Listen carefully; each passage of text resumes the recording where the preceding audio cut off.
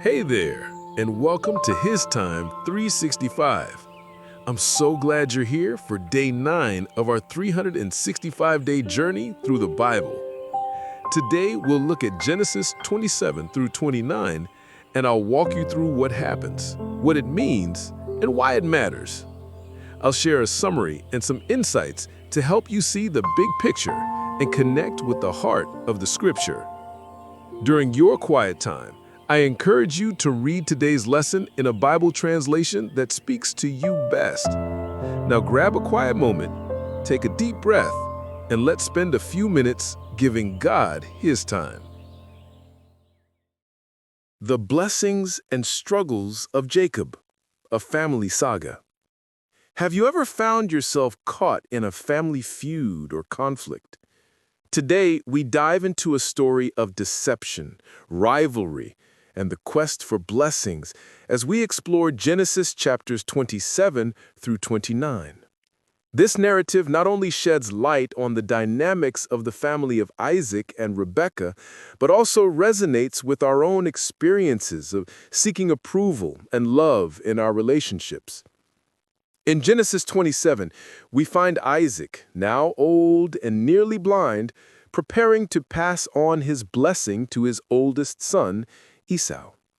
Rebekah, overhearing this, decides to intervene. She favors her younger son, Jacob, and devises a plan.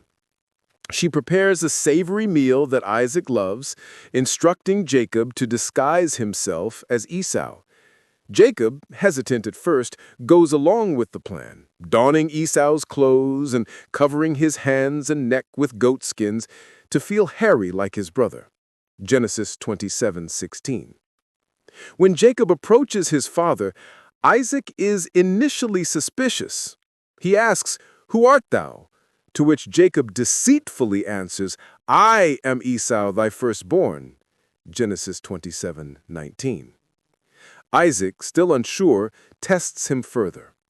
Despite the lies, Jacob receives the blessing meant for Esau, a profound moment that brings forth both promise and peril. Isaac declares, "Let people serve thee, and nations bow down to thee." Genesis 27:29, sealing Jacob's fate.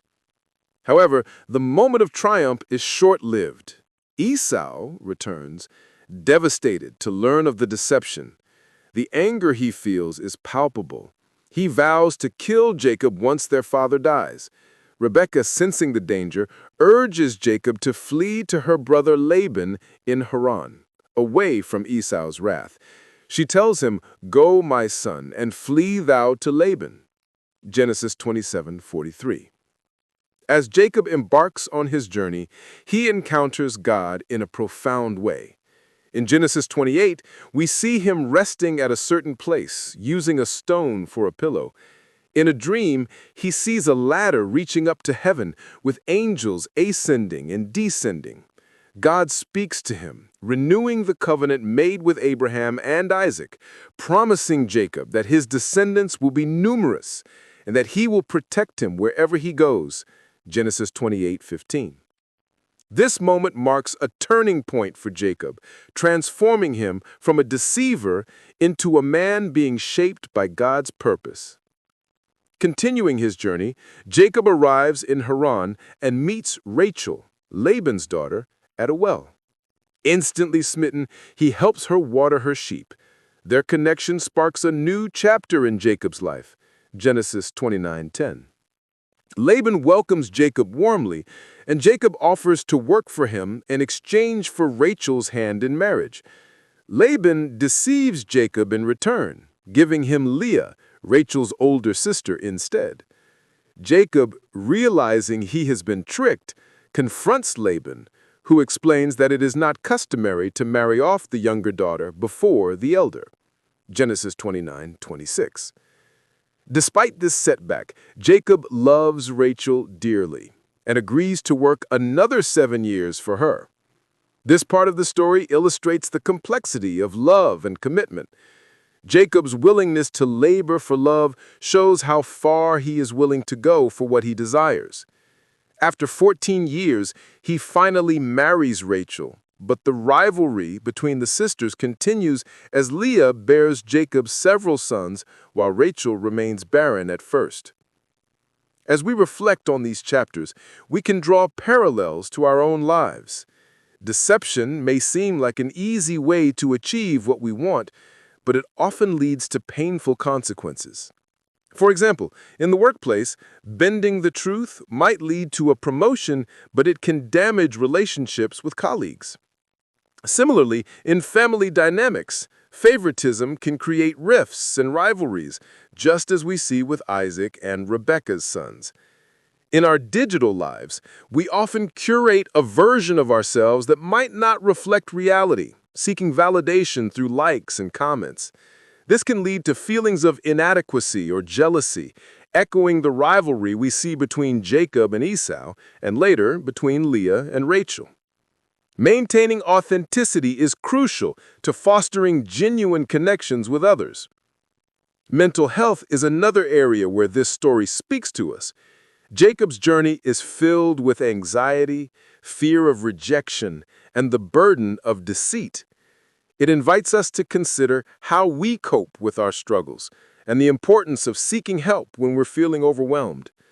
Just as Jacob encountered God on his journey, we too can find comfort and strength through our faith and community. Ultimately, the story of Jacob is one of transformation.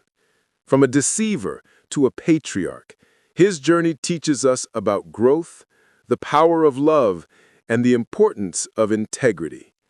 Each character plays a role that reflects aspects of our lives, reminding us that while we may stray, there's always a path back to grace. In every family saga, remember that love and integrity can break the cycle of deceit. How do you think Jacob's actions affected his relationships with his family members? In what ways do you see the themes of deception and rivalry playing out in today's society? How can we ensure that our relationships, both personal and professional, are built on authenticity and trust? Thanks so much for joining me today for HisTime365. Remember, today's reading is Genesis 27 through 29, so be sure to spend some time with those verses during your quiet time. Tomorrow, we'll be diving into Genesis 30 through 33, so feel free to read ahead if you'd like to prepare.